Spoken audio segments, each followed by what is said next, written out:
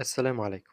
ده الجزء التاني من أول فيديو في سلسلة الثانوية العامة، وهو عن المراجعة النهائية والاستعداد ليالي الامتحان مع الدكتور عمر محمد حسن. لو ما سمعتش الجزء الأول فأنصحك إنك ترجع تسمع الجزء الأول وبعدين ترجع تكمل بقية الفيديو.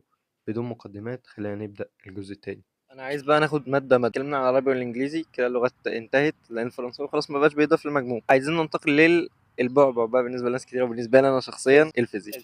انا زي ما انا قلت، انا الفيزياء من اجمل المواد اللي انا كنت بحبها، لان انا كنت بحل فيها كتير. كنت شغال اونلاين مع مستر محمد عبد المعبود. مستر محمد عبد المعبود قدوه ليا وقدوه لكثير من الطلبه، ليه كل الاحترام والتقدير والله العظيم والمعزه. فهو كان اكتر من والد على مدار العام. شكرا من هنا، بحب اشكر حضرته يعني. من هنا انا كنت متابع زي ما انا قلت مع مستر محمد عبد المعبود في بدايه السنه. كنت الحمد لله بذاكر اول باول، لان انا كنت داخل بالكونسبت ان الفيزياء هي بعبع. انا كنت اعطي لها اولويه واهتمام كبير قوي من الاول. مع الوقت اكتشفت ان هي ممتعه، انك لما تحل ويقف عليك اسئله وتفكر وتعصر دماغك. بالنسبه لي دي كانت متعه. بعض الطلبه مثلا بتتكاسل، ولما بيقف عليها اسئله بتكبر دماغها. لا، انت ليه تكبر دماغك؟ خصوصا يعني في المرحله دي انك في مراجعه نهائيه، ليه تكبر دماغك؟ واقف عليك سؤال، عافر وحاول فيه، ما تسيبوش. وزي ما انا قلت بخصوص مراجعه الفيزياء، احنا بنراجع على حسب الاولويه. لو انت بتراجع طبعا مع مدرسك فالتزم بكلام مدرسك، حتى لو هيبدا بالفصل الاول عكس ما انا هقول. التزم بكلام مدرسك وكمل معاه للنهايه. لكن لو انا هنصح تراجع ازاي، فانا هنصحك على حسب الاولويه. انصحك مثلا تبدا بالفصل الثالث، لان هو اللي هيكون عليه درجات اكتر، بعدين الفصل الثاني، بعدين تقريبا كان الفصل الخامس في الحديثه، وبعدين الفصل الاول، وبعدين الثلاث فصول الاخر بتوع الحديثه. يعني هم بيبقى عليهم درجات سهله. خصوصا يا جماعه الحديثه يعني لذيذه، يعني الحديثه كويسه، سهل ان انت تذاكرها، واسئلتها بتيجي الحمد لله مباشره. هي مشكلتها بس ان بيبقى فيها حفظ كتير بس شويه. ذاكر على حسب الاولويه، حل كتير حل كتير حل كتير. اغلط، مفيش مشكله انك تغلط. ما توهمش نفسك ان انا طالما بغلط كده انا مقصر، انا مش هجيبه او انا مش هسوي. لا، حل كتير واغلط. غلطاتك دي انت كده بتجمع افكار، بيبقى عندك حصيله معلومات كبيره. والسؤال اللي انت تغلط فيه، يعني دي برضو من الحاجات اللي انا كنت بعملها شخصيا. السؤال اللي انت تغلط فيه والفكره اللي انت تغلط فيها، تعالى في كتاب الشرح، وبلاش بالله عليك وبلاش كراسه خارجيه. انا عارف وانت عارف انك مش هتفتحها تاني. تعالى في كتاب الشرح اللي انت بتذاكر منه عند الجزئيه اللي انت غلطت فيها دي، واكتبها بالعربي او بالعاميه. اكتب زي ما تكتب، او اكتب السؤال تاني لو انت عايز في كتاب الشرح او في الجزئيه دي، لان انت غلطت فيها قبل كده. هتيجي في قبل ليله الامتحان وانت بتذاكر من نفس الكتاب اللي انت بتذاكر منه، هتراجعها تاني. ده يرجعنا ان هم يوحدوا نقطة الشرح يعني انا بذاكر من كتاب، ما اقعدش اذاكر من هنا، لا اذاكر من هنا نفسك بالظبط، ما تشتتش نفسك يا جماعه. انت بتشتري كتب مراجعه، بعض كتب المراجعه بيبقى فيها ملخصات وشرح في البدايه. انا ما انصحش انك تذاكر من دي. ذاكر من نفس كتاب الشرح اللي انت بتذاكر من نفس المصدر بالظبط، ما تشتتش نفسك. حتى لو كان مصدر كبير او في معلومات كتير ذاكر منها، لان انت اتعودت انك تذاكر منها من بدايه السنه. ما تشتتش نفسك خالص. طيب خلصنا الفيزياء، البعبع التاني. الكيمياء. اوكي. الكيمياء برضه كنت بحبها. والله كنت بحبها قوي. كانت ماده لذيذه كده حلوه، بس كان بيبقى فيها خبث ما فيش بعده بصراحه. يعني مثلا الناس كلها تقول لك ايه العضويه صعب. اما انا حل العضويه، انا غلطتي في الكيمياء كانت في الكهربائيه اصلا. فاللي هو عادي، انت مستصعب حاجه انا استسهلتها، وفي نفس الوقت انت مستسهل حاجه انا استصعبتها، او انا غلطت او انا وقعت فيها. ولكن هناخد برضو بالشيء المسلم بيه واللي هو متعارف بالاولويه. ركز في العضويه اكتر، ادي لها اهميه، حل عليها كتير. ونصيحه يا جماعه، العضويه بتتنسى. حتى لو انت ذاكرتها قبل كده فهي بتتنسى. فدايما افتح الكتاب، قلب فيه بعينك. مش شرط تذاكر على فكره مذاكره اللي هي صعبه يعني. افتح الكتاب وقلب، شوف معادلات، شوف النظر بتاعها، لان هي فيها نظر برضو كتير. فقلب دايما باستمرار في الكتاب وشوف العضويه عشان بتتنسى. طبعا ابدا بالعضويه لان هي عليها الحصيله الاكبر يعني من الدرجات. ركز برضو في الفصل الرابع، في الفصل الثالث برضو. الفصل الاول والثاني الى حد ما بيكونوا لزاز، وهيخدمك في الكيمياء ورقه المفاهيم. يعني احنا هنتطرق ان شاء الله في النهايه لورق المفاهيم، فده هيخدمك فيها جدا يعني. وطبعا حل كتير يا جماعه، اساس كل حاجه حل كتير واغلط كتير. واغلط وما توترش نفسك وتفضل تلوم نفسك. لا، اغلط، والغلطه اللي انت تغلطها اتعلم منها. امتى بقى توتر نفسك وامتى تلوم نفسك؟ لما تلاقيك غلطت في النقطه دي ورجعت غلطت فيها تاني. ما هو المفروض انت لما غلطت فيها اول مره، فانا رجعت ذاكرتها تاني عشان ما اغلطش فيها تاني. لا يؤمن لا يلدغ المسلم او المؤمن من جحر حيه مرتين. فانت غلطت غلطه بلاش تغلطها تاني. بس هنا بقى تبدا تلوم على نفسك. لكن لو انت غلطت غلطه وتعلمت منها مفيش مشكله، وزعلت في الاول طبيعي انك تزعل، انك كان نفسك مثلا تقفل الاسئله اللي انت بتحلها فلقيتك بتغلط، مش مشكله. ازعل، بس زعلك ده حطه في مكان الصح، ان انا ارجع اذاكر النقطه دي تاني وما اغلطش فيها تاني. هو اساس كل حاجه يا جماعه في المواد زي الفيزياء والكيمياء، حل كتير حل كتير حل كتير بس. ننتقل للمادة اللي كلهم منتظرينها لو انت علم علوم يعني، وهي الأحياء. بصوا يا جماعه، انا اسف بس هنظبط عادتنا، لان الماده دي محتاجه ان الواحد يظبط لها القعده شويه. الاحياء على مدار العام هي كانت من اصعب المواد على قلبي. انت متخيل ان انا الحمد لله دلوقتي مثلا انا في طب، انا الاحياء ما كنتش بطيقها. والله العظيم ما كنت بطيقها، وانا نفسي ادخل طب وحلمي ابقى في دكتور، بس ما كنتش بطيقها. ماده يعني بص، اوفر ريتد جامد وصعبه، هي مش سهله، صعبه. وانا للاسف كنت بذاكرها بطريقه مش صحيحه يعني. من وجهه نظري دلوقتي بعد ما دخلت كليه الطب، الاحياء محتاجه حفظ كتير. يعني اللي يقول لك هي كده كده اسئلتها صعبه، يعني اسئلتها محتاجه فهم عميق، ولكن هي محتاجه حفظ كتير جدا. الدحيح في الاحياء هو اللي بيحفظ كتير، يعني بامانه الدحيح في الاحياء هو اللي بيحفظ كتير. احفظ منهجك، خليك ملم بكل حرف في المنهج، ما تسيبش فتفوته في المنهج لما تكون ملم بيها. واللي يقول لك ما تخرجش بره منهجك، لا اخرج، لان هو اصلا في الامتحان بيخرج جامد اصلا، وشفناه كده في الغلطات والاسئله اللي كان عليها يعني ضجه السنه اللي فاتت واللي قبلها.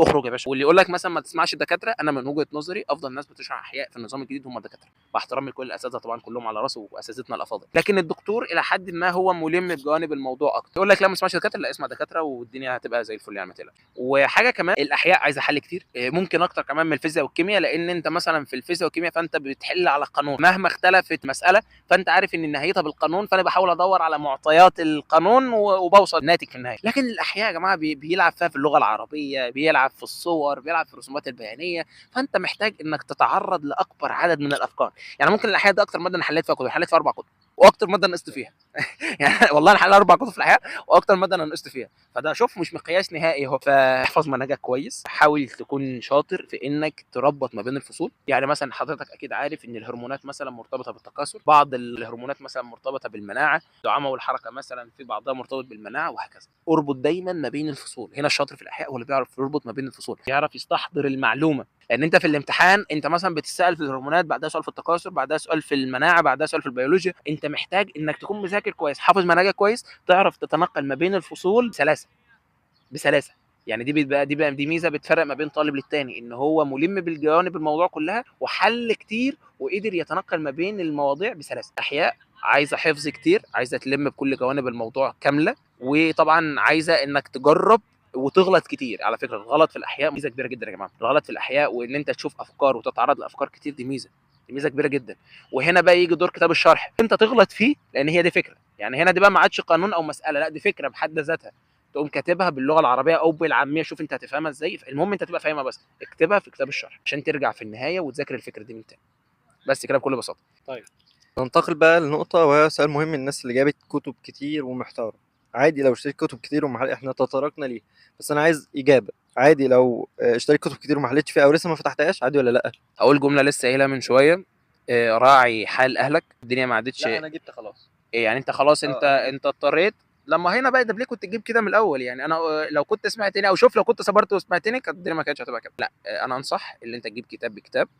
يا دكتور انا جبت خلاص، عادي لو ما فتحتهمش. ما هو ده مزاج يا جماعه، ما هو الفكره ذات نفسها تضايق بصراحه. يعني اللي انا اجيب كتاب النهارده مثلا 300 جنيه واسيبه واركنه، طب ليه؟ طيب بس خلاص احنا هنعتبر ان انت اتحطيت قدام امر واقع، لا يكلف الله نفسا الا وسعها. حل كتاب اتنين، قدرت تحل اكتر حل. طالما انت جايب مثلا كتابين، مثلا حل كتاب خلصته، حل التاني، بلاش تفتح في الاثنين. خصوصا مثلا ان انت مثلا ممكن ما تفتحش الكتاب ده وتيجي للسنه الجايه مثلا تلاقي طالب مثلا غير مقتدر فاديله الكتاب، ايه المشكله؟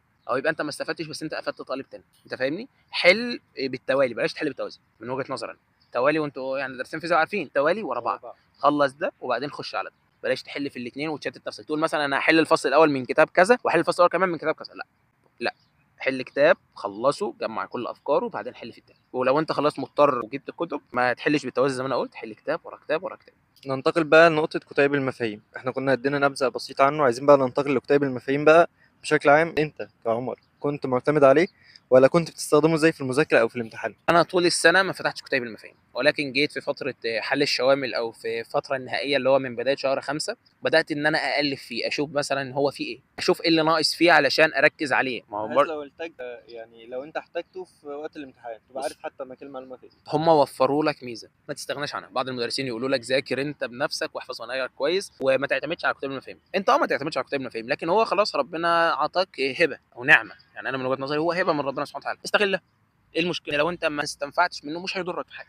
انت فاهمني؟ واعتقد يعني انت في بعض الاحيان مش هيجي لك وقت ان انت تالف في كتاب المفاهيم، لان وقت وجو اللجنه هيبقى صعب يعني. لكن هو كتاب المفاهيم في بعض المواد كان كويس فيها، وبعض المواد ما كانش كويس بصراحه. يعني ماده مثلا زي اللغه العربيه مش هيفيدك بربع جنيه، مش هيفيدك في اي حاجه. الكيمياء مثلا. الكيمياء المعادلات موجوده كلها، يعني الباب الثاني مثلا اللي انت شايل همه فيه حفظ معادلات كلها موجوده في كتاب المفاهيم. الجيولوجيا كمان موجودة. الجيو يا جماعه انا حالل الجيو، انا الحمد لله مقفل جيو، انا حالل الجيو كلها من كتاب المفاهيم بامانه يعني. والحمد لله الامتحان كان 3 ساعات، انا مخلصه في 45 دقيقه او في ساعه، وكله من كتاب المفاهيم. انتوا حظكم يعني، وللاسف كان حظ سيء ان هم يلغوا الجيو على حظكم يعني. فدي من المواد اللي انت تقدر برضو تحلها من كتاب المفاهيم. ماده مثلا زي الفيزياء مش هيفيدك في حاجه، فيها شويه قوانين، لكن انت المفروض انك مذاكر قوانين وحافظها كويس عشان تقدر تحل. ماده مثلا زي اللغه الانجليزيه، في بعض القواعد او الجرامر مثلا موجود، ولكن برضو مش اللي هو كل حاجه. لو انت تقدر تذاكر بالانجليزي وهتعرف، لان هو كتاب المفاهيم اللغه الانجليزيه طبعا كله بالانجليزي، فانت لو هتقدر تفهم او تستوعب الكلام ممكن تستفاد منه. ماده زي الاحياء ولا خالص، هو في شويه القشور، عارف اللي هي العناوين الرئيسيه بتاعت الدروس، هو موجود لكن ما فيش فيه اي تفاصيل، فما تعتمدش عليه مثلا. في الاول والاخر انت ذاكر منهجك كويس، احفظه كويس، افتح ورق المفاهيم جنبك وانت بتحل شوامل مثلا، بحيث مثلا ان هو لو وقف عليا سؤال اقل في المفاهيم ممكن يفيدني في حاجه.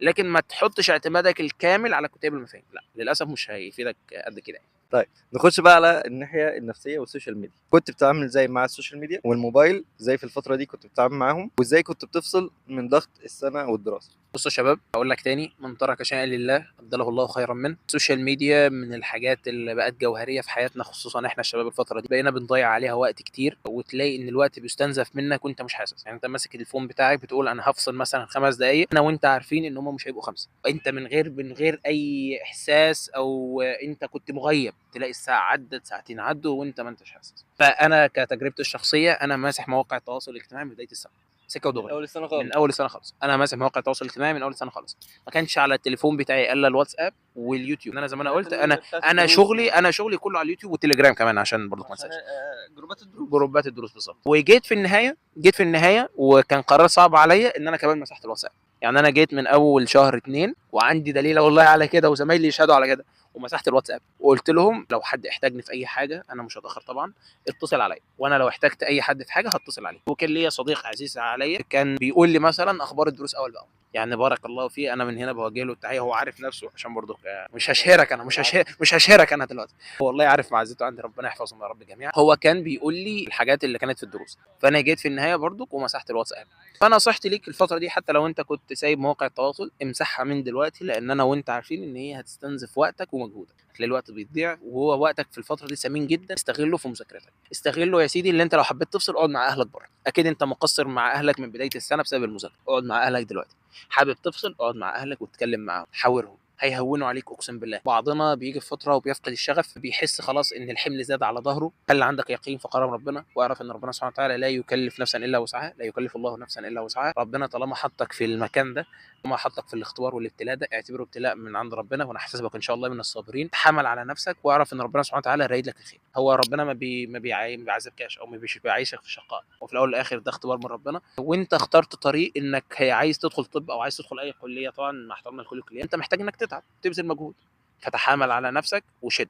انا عايز اعرف بقى، عايزين ننتقل، انت بتهون على نفسك ازاي؟ يعني وقت ما تحس ان الدنيا خلاص ومش عارف ايه وبتاع وانا مش قادر اذاكر، كنت بتهون على نفسك ازاي الفتره دي؟ ومش عايز حد من اصحابي يشوف ده ويقول عليا شيخ، لان انا هو عارف ان الحمد لله ملتزم من قبل ثالثه يعني، الحمد لله. انا كنت يوم ما بيضيق عليا وعارف اللي هو يضيق صدرك كده، فانا ماشي مبدا ربنا هو وحده هو اللي يقدر يشرح صدرك، الجا لربنا، الجا لربنا، صلي ركعتين قضاء حاجه. انت طبعا انا دايما بفضل انك كنت قاعد بتذاكر، فانت دايما تكون متوضي، ده كده كده يعني. حاول دايما وانت بتذاكر دايما تكون انت على وضوء وطهاره، يعني تكون متوضي. دكتور احمد الجوهري رضي الله عنه. الغالي نفسي اقابلك والله يا دكتور، بالله عليك لو شفت الفيديو ده خلي، انا عايز اجي اقابل حضرتك، حبيبي الغالي.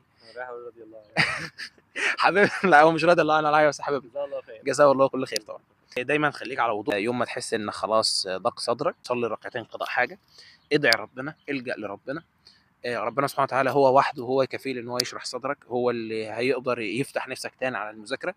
وكمان حاجه تانية، القران الكريم، مش احنا قلنا في ايه في القران الا بذكر الله تطمئن القلوب، في ايه تانية بيقول ومن اعرض عن ذكري فان له معيشه ضنكا. هو ده ذكر الله. يوم ما الدنيا تضيق بيك ارجع واقرا في القران، استغفر ربنا، حاول تواظب على الاذكار بتاعتك، دي كلها حاجات هتلهمك الصبر وهتشرح صدرك في المذاكره. ودايما يا جماعه استفتح مذاكرتك بذكر الله، استفتح مذاكرتك بورد قران. يعني في ناس بتقول ايه ورد القران بتاعي خليه للفجر او كده، خلي في ورد للفجر، وقبل ما تبدا مذاكره على الاقل اقرا وجه، اقرا صفحه صفحتين على قد ما ربنا يقدرك. فدي كلها حاجات يعني هتديك بركه في وقتك اللي انت تقدر تكمل. مش معنى ان انا بذاكر اللي انا اقصر في حق ربنا سبحانه وتعالى، ربنا هيكرمك ازاي وانت مقصر في حقه؟ فبلاش مذاكرتك تيجي على حساب عبادتك مع ربنا. وازاي توازن ما بينهم؟ هتلاقي فيديو على القناه في الحته دي. بس خلينا نفصل كده الشباب يعني. انا قلت دكتور احمد رضي الله عنه، فافتكرت قصه تانية. كان واحد بيدعي يعني عند الكعبه، او كان فلوس. لا مش ده، واحد تاني. واحد تاني بيدعي فبيقول يا رب اجعلني من العشر المبشرين في الجنه، يا رب اجعلني من طب العشر. هو هيشيل مين ويحط ايوه حضرتك مكانه؟ انا مش فاهم. انا يعني بذمتك انت هشيل احنا مين؟ بنقول اللهم الحقني بالنبيين بالصالحين وحسن اولئك رفيق، اجمعني بيهم يا رب في جنة الخلد. لكن انت هتبقى بالعشر المبشرين ازاي؟ مش عارف. هنشيل مين ونحطك ده؟ ده حاجه فور فن يا جماعه، نفس شويه. عشان تفصل بس. ماشي، نستكمل يا دكتور. كنت بتحس ان زمايلك احسن منك مع انهم كلهم مجتهدين يعني، او انه كلكم مجتهدين، كنت بتحس في وقت من الاوقات ان في حد احسن منك بحته متفاوته او كده يعني؟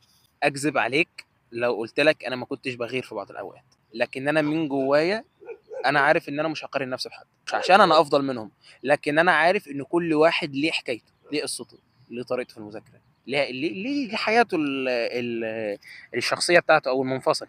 فانا بصراحه ما كنتش بحط نفسي في وجه مقارنه مع حد، بامان. طب مركز مع نفسك. مع نفسي بالظبط. انا عمر النهارده يبقى احسن من عمر. بالظبط جدع.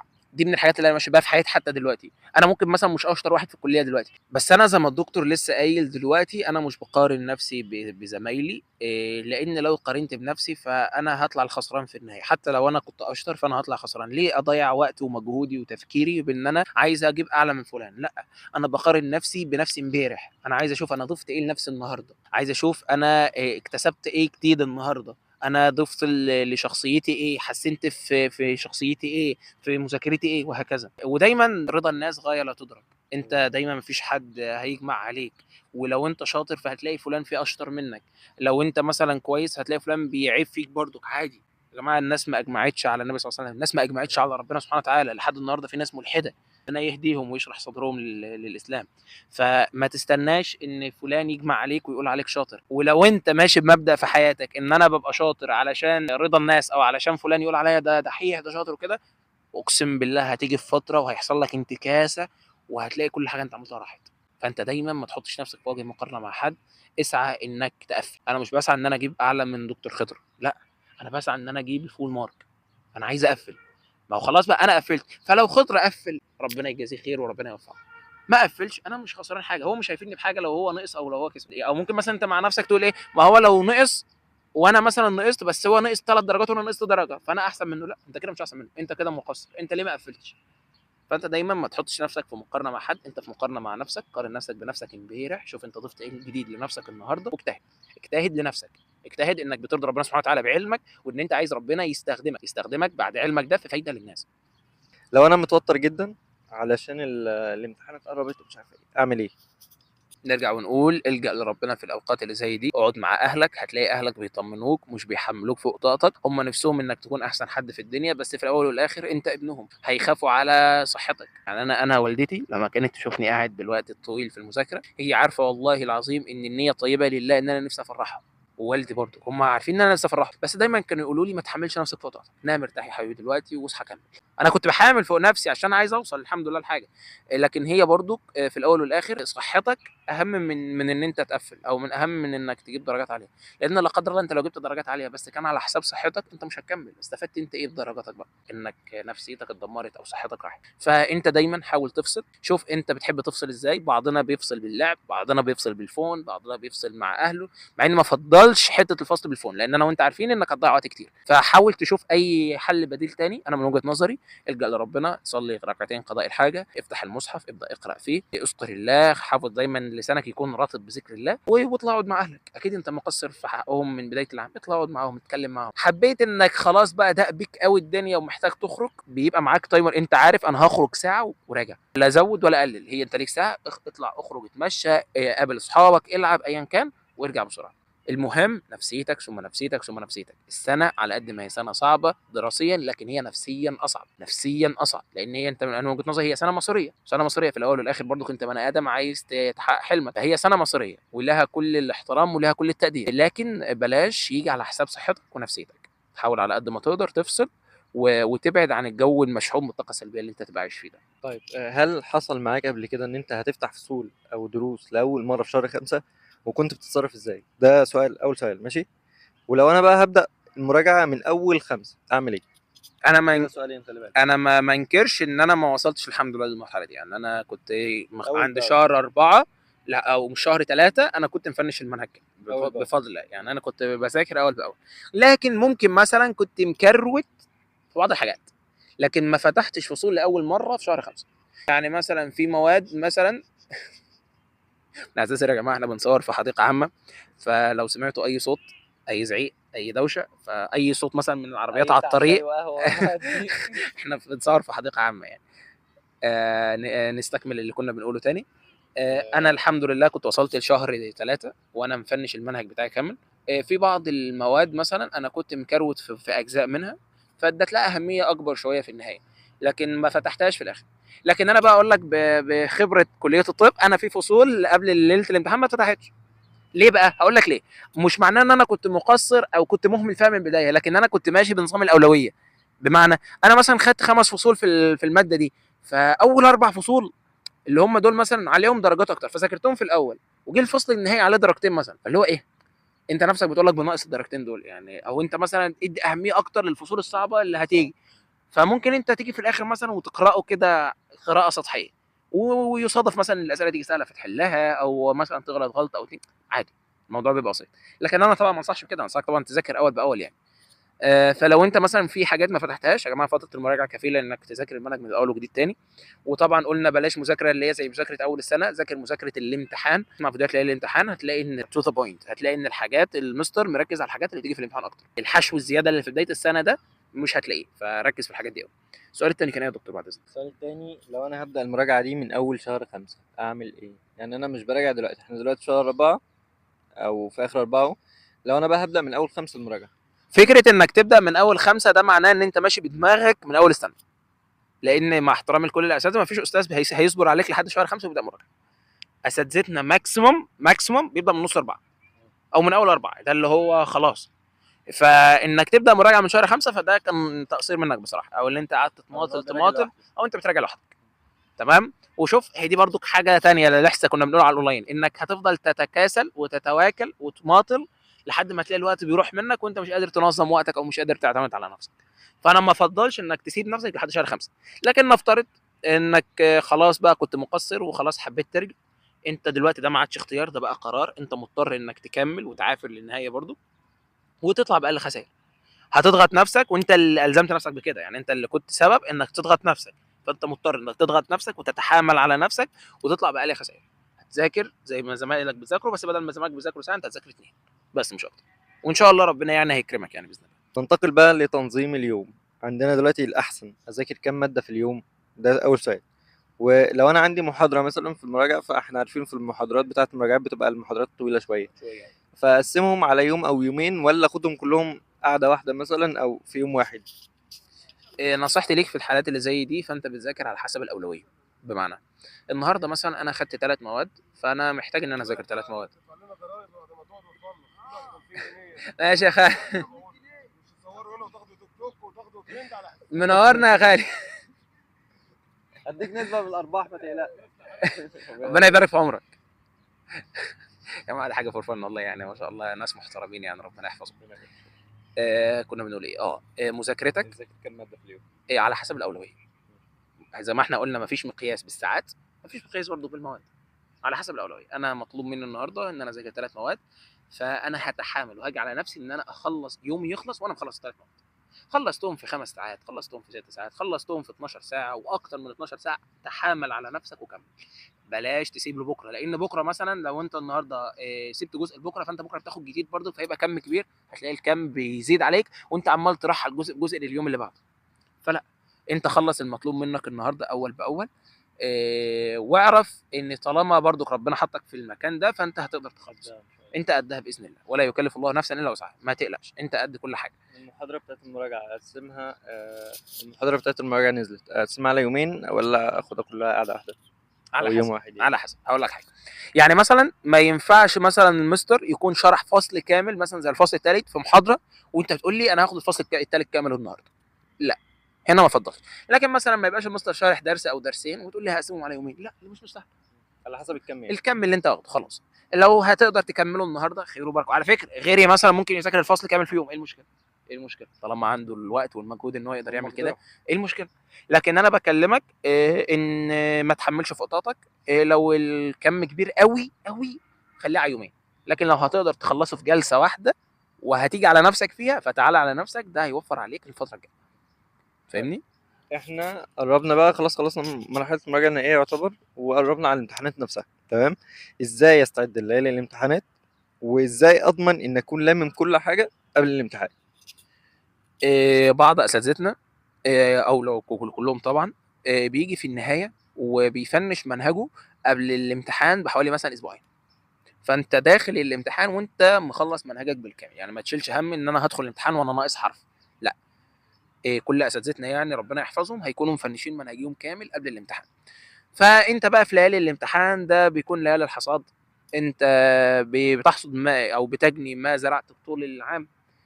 بترجع تراجع تاني. انت على فكره ما بتاخدش حاجه جديده، انت بتراجع المعلومات القديمه. ونصيحتي بلاش تحل كتير في ليالي الامتحان. يعني ليالي الامتحان انت حلت كتير طول السنه، ليالي الامتحان لتجميع المعلومات، لتربيط الافكار. فكره الحل في ليالي الامتحان بعض الطلبه بتوهم نفسها ان هو جه في ليالي الامتحان بعد ما ذاكر وحل فغلط فيقول انا كده ضعت وانا لا، بلاش توهم نفسك. ولو كان حل فيبقى حل اللي هو تقويم لنفسك مش تقييم. انت بتقوم نفسك مش بتقيم نفسك. طب ازاي نستعد يا دكتور؟ نستعد ازاي ليالي الامتحان؟ انت بترجع تفتح منهجيك كامل، مثلا بتلاقي فيه 3 ايام مثلا او في اسبوع مثلا زي قبل الاحياء، ترجع تلم منهجك من الاول، بتسمع شرح لو انت عايز من الاول، او انت مثلا مذاكر كويس فبترجع تذاكر من الاول وجديد. بتلم الافكار، بعض التريكس المستر بتاعك مثلا او المدرس ركز عليها فانت بتدي لها اهميه اكتر. بتفتح كتاب الاسئله اللي انت حليت فيه. ودايما يا جماعه انا اسف بس حاول وانت بتحل السؤال اللي تغلط فيه علم عليه، او مثلا يكون ليك كشكول خارجي مثلا كده ليه مجمع فيه السؤال اللي انت غلطت فيه. يعني مثلا ايه سؤال رقم 3 في صفحه 50 مثلا، هرجع له، هاجي في ليالي الامتحان وارجع له. لو انت مثلا مش هتعرف تكتب سؤال كامل علم الاسئله اللي انت غلطان فيها عشان ترجع لها تاني. وانت اكيد مش لما تيجي تراجع فانت مش هتراجع 100 سؤال مثلا انت حليته، لا انت هتراجع مثلا 5 6 اسئله انت غلطت فيهم. انت فاهمني؟ ايه خلصت ده بقى في يوم، خلصته في يومين، خير وبركه. إيه خلصت عيد تاني اللي انت عملته. احنا زي ما احنا قلنا احنا بنراجع المعلومات اللي احنا كنا بنذاكرها طول السنه بس. فليالي الامتحان هي ليالي حصاد وتجميع المعلومات بس مش اكتر. انت بتراجع اللي انت ذاكرته طول السنه وبتركز على النقاط المهمه اللي مثلا انت كنت مقصر فيها او انت مش فاهمها قوي. مثلا عندك في الفيزياء مثلا في الفصل الثالث مثلا في الدينامو مثلا انت كنت مستصعبه او كنت حلكت عليه كتير بس مش قادر تستوعبه مثلا، ارجع ذاكره تاني وشوف الامثله المحلوله. دي حاجه مهمه. الامثله المحلوله يا جماعه مهمه جدا. بلاش تحل انت بنفسك زي ما انا قلت عشان لو غلطت ما توهمش نفسك وتفضل تلوم نفسك. شوف امثله محلوله، شوف امثله محلوله. اتفرج على فيديوز حل. انا كنت بعمل كده على فكره. انا في ليالي الامتحان انا كنت بتفرج على فيديوز حل. الحل ما كنتش بحل. هما الناس بتحل. في ناس بتحل ما يا جماعه في ناس بتحل وما بتغلطش فربنا بيكرمها ماشي، لكن في بعض الطلبه بتحل وتلاقيها بتغلط كتير ويقول انا قصرت انا الامتحان يعني الامتحان بكره فمعنوياته بقت صفر. لا، انا انصحك اسمع فيديوز ليالي الامتحان اللي الاساتذه بينزلوها على اليوتيوب وشوف الحل، شوف فكر المدرس، جمع معلومات في النهايه. بس ده عن تجربتي الشخصيه ده اللي انا كنت بعمله بس. وانا بعد اذن دكتور عمر عايز اقول اللي لسه ما بدأش، عشان الحتة دي انا نسيت اقولها. يا جماعه انا في حاجات فعلا انا بداتها في فتره المراجعه، يعني مش حاجات كبيره قوي، بس في فصول كانت واقعه مني. البيولوجيا الجزيئيه مثلا، لان في ناس في التعليقات كانت قالت لي الحته دي. انا فعلا لمن البيولوجيا الجزيئيه كلها في المراجعه النهائيه. دي كانت اصعب حاجه عندي يا جماعه في الاحياء. الشابتر البيولوجيا الجزيئيه ده كان اصعب شابتر بالنسبه لي. بس لما دخلت كليه الطب وخدت ماده اسمها الجيناتكس ده علم الوراثه، اكتشفت ان احنا ما كناش بناخد حاجه. بامانه والله انا مش بقلل من اللي انتوا بتاخدوه بس يعني ايه ما تدلوش اكتر من قيمته. بس ذاكروا كويس بس. هي محتاجه حفظ كتير، محتاجه تربيط معلومات كتير، محتاجه فهم عميق خصوصا البيولوجيا الجزيئيه دي والمسائل بتاعتها، لكن ده لهاش اكتر من قيمتها بس. طيب عايزين نكمل ونقول طريقه بقى التعامل مع وقت الامتحان. انا دلوقتي في اللجنه، طريقه التعامل مع وقت الامتحان خصوصا لو الوقت بيكون قليل وما فيش وقت حتى راجع. وقت الامتحان فهي بتختلف من ماده للتانيه. في مواد الوقت بيكون كافي فيها وفي مواد تانية الوقت للاسف ما بيكونش كلام عن بيسعفك. العربي مثلا. اوف ليه الذكرى الاليمه دي؟ بصوا يا جماعه اللغه العربيه كانت اول امتحان طبعا ثانويه عامه فلها رهبتها لها خوفها طبيعي. غير كده جو اللجنه للاسف ما كانش كويس او ما كانش افضل ما يكون. واللي يقول لك ما فيش غش في الثانويه فهو بيكذب عليك بقى. بس الواحد مننا بيجاهد نفسه عايز يجيبها بما يرضي الله، عايز مجموع يكون بما يرضي الله عشان ربنا ينفع بعلمه بعدين. فإن ما يكونش علم حرام. يعني ربنا يهدي شبابنا اللي غشهم ويسامحهم بقى خلاص. لكن احنا كنا بنبتغي وجه الله وخايفين ربنا في الاول والاخر، تمام، فكناش بنغش. فده كان بيجي بقى على حسابنا ان الطلبه اللي كانت بتغش كانت بتعمل دوشه في اللجنه. فجو اللجنه على قد ما الامتحان ممكن يبقى سهل، لكن جو اللجنه هو بيجبرك ان انت مستصعب الامتحان لان انت مش مركز. يعني مثلا لو عاد بيك الزمن، مثلا الامتحان العربي ده لو كان معايا في دلوقتي مثلا وبحله، انا كان ممكن احله في ساعه مثلا، مش 3 ساعات. انت متخيلين يا جماعه ان انا في امتحان العربي اقسم بالله ما رجعت؟ انا الامتحان كامل تقريبا كان 54 سؤال اختياري تقريبا اعتقد، انا حله في ساعتين ونص وخمسه مثلا، او في ساعه 3 ساعات الا تلت. انت متخيل؟ واصل للتعبير المقالي وانا المستر هياخد مني الورقه. انا خلاص نقلت بس الاجابات في البابل شيت بس، بسبب دوشه اللجنه، وبسبب ان دي كان اول اختبار بقى في الثانويه العامه بقى واول امتحان، فانا ما كنتش جاهز. طب بتعاملوا ازاي بقى مع ده؟ يعني تجنبوا الاخطاء اللي احنا وقعنا فيها. كنت نصيحتي ليك من دلوقتي حاول تحل تحت ضغط، ودي نصيحتي لاي طالب ثانويه عامه دلوقتي بيسالني فيها، حاول تحل تحت ضغط. لو انت طالب بيتشوشر من الدوشه، لا اتعود من النهارده انك تحل تحت لان ضغط. وارد اللجنه تبقى اللجنه فيها. نظامها ما يبقاش كويس. تتعود من دلوقتي انك تحل تحت ضغط، اتعود دايما يبقى في تايمر جنبك. لو الامتحان هياخد منك 3 ساعات فانت حط مقياس ليك او ديدلاين ان هو هيتحل في ساعتين بس، عشان وقت اللجنه برضو يبقى انت عندك وقت انك تراجع. فالامتحان ابو 3 ساعات ده حله في ساعتين، وهتفاجئ على فكره ان مثلا امتحان العربي مثلا لو انت جيت تحل مثلا امتحان 2024 مثلا تلاقيك بتحله في ساعه. هتقول ما الامتحان سهل وكده، ما هي بس مش فكره اسئله، مش فكره اسئله، هي فكره لجنه، فكره جو لجنه، فكره رهبه ان انا دلوقتي مصيري بيتحدد بتكه قلم. يعني انت متخيل ان انا بدايره او تظليله بعملها في بابل شيت انا بحدد مصيري ان انا انقص درجه او اتنين، انت فاهم؟ فهي فكره نفسيا اكتر، الموضوع كان صعب. يعني معلش يا دكتور عمر، هو كده يعني هي المشكله دي بالتعود على الحل طول السنه، يعني على السرعه في الحل، ولا بثباتي في اللجنه؟ الاثنين، يخلي في تكامل ما بين الاثنين، ان انت تحل بسرعه وفي نفس الوقت بتركيز. ما انت ما تحلش بسرعه انك بتكروت هتلاقيك بتغلط كتير، لا انت تعود انك تكون مذاكر كويس وتحل بسرعه وانت بكامل تركيزك، عشان في اللجنه تستغل مثلا الساعه اللي في الاول ان كله بيبقى هادي فيها دي. هم اكيد يعني ما بيعملوش دوشه من اول لجنه، هي اول ساعه مثلا او اول ساعتين بتلاقي الدنيا هاديه. بس للاسف انا اخطر ساعه في الامتحان هي الساعه الاخيره. يعني بعض الطلبه، ودي للاسف بيقع فيها كتير من الطلبه، ان هو بيفضل يحل ويجي في الاخر يغير اجابات. انت حصلت فاهم؟ معايا انا شخصيا. كتير كتير، وانا شخصيا وقعت في الغلط ده في الاحياء، فغيرت اجابات وللاسف كانت الاجابه صح وانا اخترت الغلط، فالحمد لله يعني. فالساعه الاخيره دي بتبقى مهمه جوهريه، فانت تعود انك تخلص بدري عشان تقدر تراجع بدري بسرعه وبتركيز، مش بسرعه اللي بالهوجه ان انت تكروت، لا بسرعه وبتركيز. وده هيعتمد برضك على الحل الكتير، تطبيق الكتير، وان انت تتعود تحل تحت ضغط بس. طيب على ذكر الاحياء، تمام. ازاي تتعامل مع امتحان الاحياء تحديدا، بما ان الكل بيشتكي منه، ويعني غلطات ايه نتجنبها، بما ان انا اصلا انا شخصيا كخضر جايب 46 في الاحياء. مش هكسف نفسي واقول يا جماعه ان انا جايب درجه وحشه الحقيقه، بس انا جايب درجه وحشه. بصوا، الاحياء للاسف ماده مش سالكه بامانه، وهقول لك ليه مش سالكه. والله هي معلومات شيقه وجميله جدا، واعرف دايما ان انت لما بتدرس جسم الانسان او بتدرس حاجه انت عايشها، فهي دي فيها متعه لان انت بتستفاد بيها في حياتك اليوميه. لكن وضع امتحان الاحياء يعني ربنا يهدى حضرته، من هنا انا بناشد حضرتك، طلبتنا ما عادتش مستحمله، من فضلك اظبط الامتحان لغويا. المعلومات سهله على فكره، والله العظيم لو بيسال طالب في المعلومات ففي طلبه دحيحه وحافظين المنهج من الاخر، من الحرف، من الجلده للجلد حرفيا. لكن اللي بيوقع الطلبه في الامتحان وهو صياغه الامتحان، تلاقيه مثلا بيسالك ويقول لك ضمير، يقول لك عليه او له بتاع، فانت ده عايد عايز على ايه ده بقى؟ عايد عليه. فيا جماعه احنا مش بنمتحن لغه عربيه، بجد احنا مش بنمتحن لغه عربيه. الصور يا جماعه اللي بتيجي في الامتحان، انا بتخيل ان وضع الامتحان لما بيجي يحط لنا صور بيفضل يقلل في الريزوليوشن بتاعها.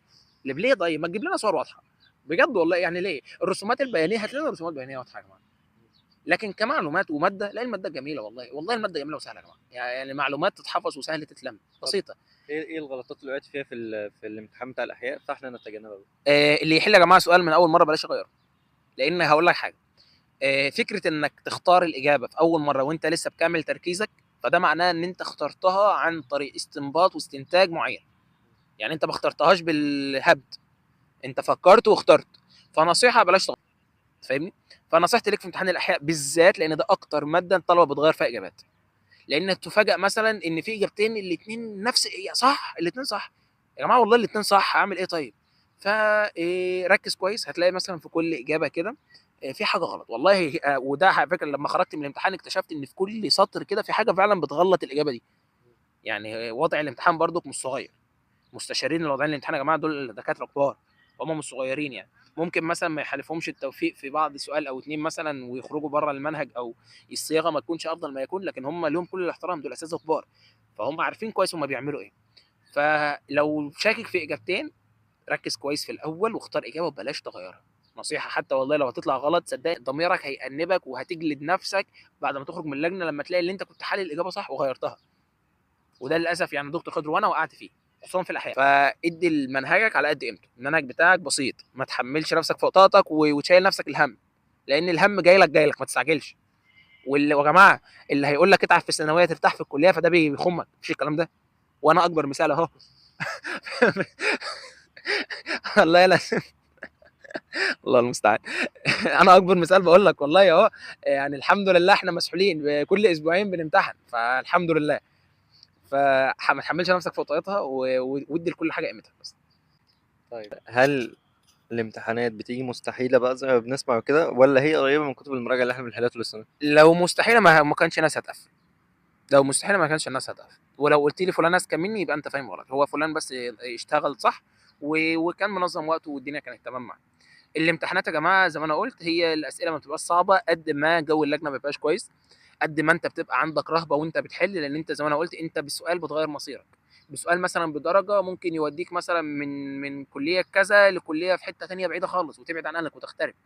فهي نفسيا بس هي اللي صعبه. دكتور عمر مغترب يا شباب. اه للعلم صح، هو الدكتور ما عرفكوش فعلا انا قلت انا من ايه. قلت يا جماعه انا من مدينه جمصه. انا ما قلتش انت منين اه يعني. ما قالش انا منين، انا من مدينه جمصه اداره كفر البطيخ محافظه دمياط. تمام. انا دلوقتي في طب عين شمس في القاهره. مغترب. مغترب. والله بص مغترب وعايش في سكن جامعي والحمد لله طب يعني استنى عشان هيقولوا نعرف بعض ازاي. لو سألوا نعرف بعض ازاي. انا يا شباب برضه كنت في دمياط، في دمياط الجديدة، وكنا انا ودكتور عمر زملاء من اولى ثانوي في الاتحادات الطلابية كده. اول مرة اتقابلنا كانت من 4 سنين. الاتحادات الطلابيه. من 4 سنين في اولى ثانوي. ومن ثم بقى فضلت العلاقة مكملة كده، والحمد لله شفناه تاني يعني بقى عشان حضراتكم. شفناه هنا في القاهرة، اجتمعنا يعني. أنا هنا برضو بدرس هنا في القاهرة. واتقابلنا مع دكتور عمر يعني الحمد لله. سبحان الله كانت من الصدف الجميله يعني ان انا اتعرفت على دكتور خضر، ربنا يديم المحبه والمعزه يا رب. انا عايز اقول لهم حاجه. دكتور عمر طول ما انا بكلمه عشان نتفق نتقابل وبتاع، فعرضت عليه الفكره ورحب جدا، فانا عايز اقابله بقى. فيقول لي انت هتيجي ده كله سفر؟ هو فاكرني في دمياط، فاكرني هاجي من دمياط، هو مش واخد باله ان انا برضو كليتي هنا وانا ايوه جامعتي هنا. فيعني انا شلت الهم والله. انا قلت له انا كده كده هنزل البلد، هنزل اجازه يعني ان شاء الله الاسبوع الجاي، فكنت هنزل واروح له انا لحد عنده، لان هو في الاول والاخر يعني هو اللي عايز يعمل افاده، فانا اجي له لحد عنده والله مش هو اللي يجي لي يعني. في الاول والاخر ده علشانكم والله يا جماعه، ان ربنا ينفع بعلمنا يا رب ويستخدمنا ولا يستبدلنا، واعرف في الاول والاخر ان العلم ده هو غايته النشر. انا مش بقتصر او بحتكر العلم لنفسي، انا الحمد لله ربنا وفقني واكرمني، فانا بحاول ان انا اكون سبب او ربنا يستخدمني في فايده حضرتك بس، وان انا اشاركك تجربتي ان عسى ان انت تستفاد منها زيي، وربنا ينفع بيا وبيك في الاول والاخر. اتفضل. ونختم معاك يا دكتور عمر، مع اني والله لا احب الختام يعني وبالذات معاك، ولكن نختم معاك بالسؤال اللي الناس كتير مستنياه. هو تنصحنا بمدرسين معينين نحل معاهم؟ انت قلت لي مثلا في الفيزياء دكتور مستر استاذ محمد عبد المعبود. مستر محمد معبود. قلت لي في العربي مستر وليد محسن وليكن يعني. فهل انت تنصح بمدرسين معينين بقى في بقيه المواد، او نتابع مراجعتهم لان مستواهم قريب من الامتحان؟ بص، عن تجربه شخصيه، واعتبروها دعايه بقى، اعتبروها اي حاجه، بس انا هقول لكم بعض المدرسين اللي انا استفدت منهم وبعض الكتب اللي انا حليتها وبفضل الله لقيت فيها افكار فعلا في الامتحان. يعني مش نفس السؤال بالحرف ولكن لقيت نفس الافكار الفكره. في الامتحان. في اللغه العربيه انا كنت بتابع مستر وليد محسن، في حين ان انا كنت بنزل سنتر مع دكتور زكريا عندنا في البلد، بس انا كنت بتابع اونلاين مع مستر وليد محسن. فادني جدا في قصه القراءه والنصوص المتحرره، خصوصا اصلا ان المستر هتلاقيه دلوقتي عامل كورس بس منفصل للقراءه المتحرره، للنصوص المتحرره، ازاي تحل قراءه ونصوص، فاهم؟ فده حاجه برضه تشترك بس في الكورس في الكورس ده بس. يعني لو انت واقع في القراءه وفي النصوص انا انصحك يعني بفضل الله ان هو هيقدر يعلى مستواك يعني باذن الله. الفيزياء انا انصح بمستر محمد عبد المعبود، بس عايز اقول بس حاجه بسيطه. في الفيزياء يا جماعه بعض الناس بتبقى مذاكره كويس من اول السنه وبيحل كتير، فهو محتاج ان هو بس يعلى بالمستوى. فمستر محمد عبد المعبود هو حل امثل جدا للنقطه دي، لكن لو انت مثلا مش متذكر وعايز تشترك منصه مثلا علشان حد يشرح لك جديد ويركز لك على التفاصيل اللي هي بتاعت اول السنه وتلاقيه بيتكلم بالراحه وكده، انا ارشح لك دكتور كرولوس. معرفش تعرفه ولا لا. ليه صفحه على اليوتيوب اسمها الدكتور في الفيزياء. انا برضو كنت بسمع لحضرته على فكره، وانا بسمع لمستر محمد عبد المعبود كنت بسمع برضو للدكتور كرولوس. ففي الشرح هتلاقي ممكن مثلا المعلومه بتوصل بطريقه اسهل شويه، او هو بيعتمد مثلا ان احنا ما كناش مذاكرين من اول السنه فبيشتغل معانا من الاول. مستر محمد عبد المعبود طبعا يعني ليه كل الاحترام والتقدير، بس الى حد ما بيشتغل معاك انك مذاكر من الاول، فبيعلى بالمستوى معاك. يعني مع احترامي انت مش هتدخل المراجعه وانت ما فتحتش المنهج من الاول يعني، انت فاهم؟ فهو بيتعامل معاك على انك طالب مذاكر وعايز تعلى بالمستوى. فانت كده عندك في الفيزياء دكتور كورولوس ومستر محمد عبد المعبود. تختلف بقى على حسب انت مستواك ايه دلوقتي. في الكيمياء انا كنت شغال طول الثلاث سنين بتوع الثانوي مع مستر محمد عبد الجواد على فكره. جيت في المراجعه النهائيه وسمعت مستر خالد صقر. يعني انت متخيل انا شرح، انا على فكره ما اشتركتش منصه طول اولى وثانيه، انا كنت بسمع يوتيوب عادي قائمه التشغيل القديمه. فجيت في الاخر وسمعت مستر خالد صقر، ما شاء الله كان بيجيب لنا افكار عاليه شويه، ويعني الى حد ما كانت قريبه من الامتحان. فانا انصح في مستر خالد صقر في المراجعه النهائيه.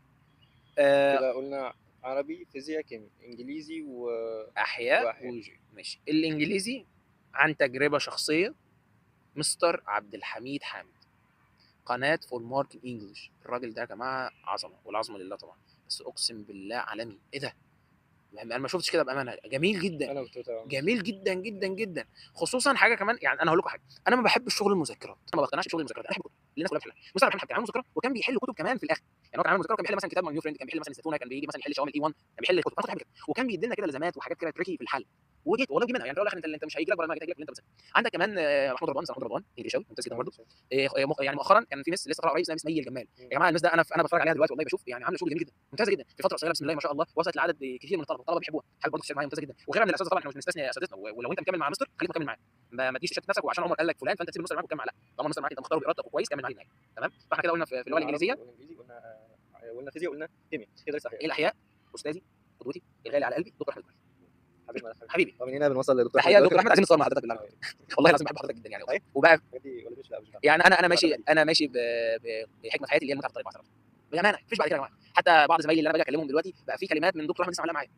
صبرني انا الكابشن بتاعي صبرني نفسي، معنى الله، فده الكابشن بتاعي، فاهم؟ فهو شخصيه محترمه في الاول خلقا، يعني قبل ما يكون في التعليم، يعني هو شخصيه محترمه على المستوى الشخصي، يعني ربنا يحفظه يا رب وينفع بعلمه لسنين كتير جايه ويبارك لنا فيه يا رب. فانا انصح طبعا بدكتور احمد الجوهري، ودكتور محمد ايمن برضه ممتاز جدا ما شاء الله عليه. وفي مستر ثاني انا جربته اسمه مستر سامح احمد، ده ليه قناه على اليوتيوب على فكره. يعني هو ممكن مثلا مش اللي هو بشهره الدكاتره او بشهره الاساتذه دول، ولكن بسم الله ما شاء الله ممتاز جدا، ممتاز جدا جدا جدا. انصحك برضه بيه، بس لو انا عن تجربه شخصيه فدكتور احمد الجوهري يعني اختيار امثله. والجزء الجيو انا ما سمعتش شرح دكتور احمد في الجيو، بس انا متاكد ان هو هيشرحه كويس. يعني بسم الله ما شاء الله هو عنده ملكه في تفصيل المعلومه، هو اكيد ذاكر كويس وحضر كويس وهيشرح كويس. بس لو انا هفضل مثلا انك تاخد جزء الجيو ده مع مدرس جيو ماجد مثلا. انا كنت على فكره انا كنت شغال اونلاين جيو طول السنه بفضل جايب 60، فانا كنت شغال مع جيو ماجد. انصحك مثلا خدهم اول ثلاث فصول، الاول والثاني والثالث لحد الفصل بتاع الصخور، اسمعهم من الجيو ماجد، هو عامل لهم باكج لوحده كده، هو باكج للجيولوجي.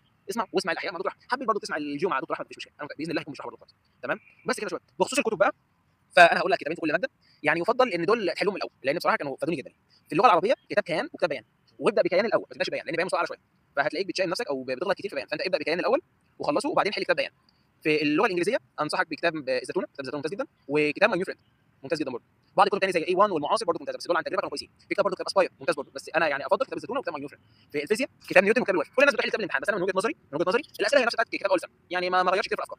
فكتاب نيوتن وكتاب الوافي ممتازين جدا. في الكيمياء عندك كتاب المندليف اساسي، كتاب المندليف اساسي، وكتاب الوافي برضه. يا جماعه اصول الوافي دي والله العظيم يعني مجهود حقها بامانه، يعني بس ما شاء الله بيعملوا حاجه جميله جدا والطلبه مش شايفاها. فانا من هنا بوصل لهم ان كتاب الوافي يا جماعه كتاب ممتاز جدا جدا جدا، وشهاده لله شهاده لله. كتاب الوافي نزل لنا 5 نماذج مراجعه نهائيه في الاخر ليالي الامتحان، والله يجي منهم اسئله اقسم بالله، يجي منهم افكار، ولكن الحسن حلتهم فجيب منهم افكار. تمام؟ فكتاب مندليف كتاب الوافي خيار ممتاز جدا. نيجي بقى للاحياء، حل مهما تحل مفيش اسئله دي بامانه حل مهما تحل مفيش اسئله دي بجد. انت تحس ان الوضع الامتحان ده بيجي كل الكتب الخارجيه بيفرزها من الصف من الجلده للجلده ويجيب لك فكره خارج عنه. بس عن تجربه الكتب المميزه في الاحياء كتاب تفوق اساسي، كتاب تفوق اساسي، وكتاب الدليل بامانه دول انا حليتهم كانوا ممتازين جدا. في كتاب التميز، في كتاب المستشار، في كتاب الفائز، في كتاب الامتحان طبعا. لكن انا لو هرشح فانا هرشح لك التفوق اساسي الاول، التفوق وبعدين مندليف، ممكن تحل التميز في الاخر. بس كده. سعدنا بلقائك يا دكتور عمر، سعدنا والله جدا بلقائك، وكانت معلومات ثريه، يا رب ينفع بينا يا رب ونفيدهم ان شاء الله. ممكن بس اول حاجه في النهايه شباب، انا كان حلمي، يعني دي حاجه لاخواتي الصغيرين ان شاء الله اللي هم ممكن يقتضوا بقى في يوم من الايام، وده اتمنى ربنا ينفع بيا وبيكم باذن الله في المستقبل. انا كان حلمي ان ربنا يستخدمني في نفع الناس من وانا في ثالثه ثانوي، وانا حلمي ان انا اقعد القعده دي يعني وكانت اجمل صدفه بجد ان دكتور خضر يعمل صفحه على اليوتيوب ويخلينا نعمل الفيديو الجميل ده. انا كان حلمي ان انا يبقى لي صفحه مثلا، وانا اعمل الفيديو ده ليكم انتم عشان تستفادوا واشاركوا تجربتي. كان عايز اقول حاجه معلش نقطعك بالمناسبه يا شباب. دكتور عمر ليه صفحه على التليجرام، بينزل عليها حاجات ومساعدات لاخواتنا في الثانويه العامه، سواء بقى الدفعه حاليا اللي هي دفعه 25 او الدفعات الجايه ان شاء الله. فهنسيب اللينك بتاعها في الديسكربشن يعني. ودكتور عمر جزاه الله خيرا يعني، الصفحه رائعه. هو انا كنت هقول كده شكرا يا دكتور. انا كنت هقول لكم على جروب التليجرام ده، لان ده كان من ضمن احلامي برضو، ان انا ربنا يستخدمني في نفع طالب ثالثه ثانوي، وان اكون على الاقل سبب بسيط جدا في ان مثلا اساعد طالب يجتهد مثلا، اقول له طريقه المذاكره فيستفاد بيها فيجيب درجات كويسه ويبسط ويفرح اهله، اللي هو ربنا يستخدمني في نفع الناس بس، فاهمني؟ فبدات انا المشوار ده بجروب التليجرام.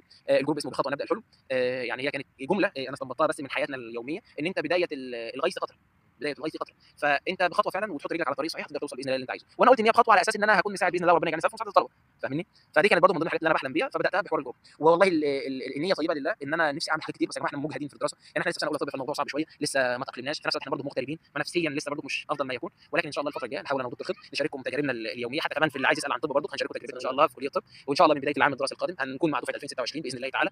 نحضر سوا من بدايه السنه، نقول لك ازاي بس تبدا سنه بطريقه صحيحه، وده هو مش حاجات ستاندرد احنا هتمشي عليها، لكن احنا بس بنقول لك تجربتنا، والحمد لله كانت موفقه بفضل الله. بس كده انا من هنا دلوقتي بحب اشكر دكتور خضر، اتمنى يكون لقاء خفيف، نكون احنا دمنا خفيف على قلوب حضراتكم، ما نكونش اطلنا عليكم، احنا بنعتذر والله عن الاطاله، ولكن حاولنا ان احنا نقول ما نبخلش معلومه، نقول كل اللي عندنا، لعل وعسى ربنا ينفع باي حرف طلع مننا، وربنا يجعله في ميزان حسناتنا وحسناتكم. وتذكر يا صديقي ان الدال على الخير كفاعله، ساعه نشر الخير ده لزمايلك، عسى ان ربنا مثلا ينفع بيك طالب ما شافش الفيديو فانت بعت له الفيديو واستفاد منه. وجمله اخيره بس، توكل على الله ولا تعجز، فالعجز صفه الضعفاء الحمقى، واعيذك بالله ان تكون ضعيفا احمقا. توكل على الله ولا تعجز، فالعجز صفه الضعفاء الحمقى، واعيذك بالله ان تكون ضعيفا احمقا. دمتم في خير يا شباب، السلام عليكم ورحمه الله وبركاته. سعدنا بلقائك يا دكتور، جدا جدا جدا. الله يعلم. والسلام عليكم ورحمه الله وبركاته.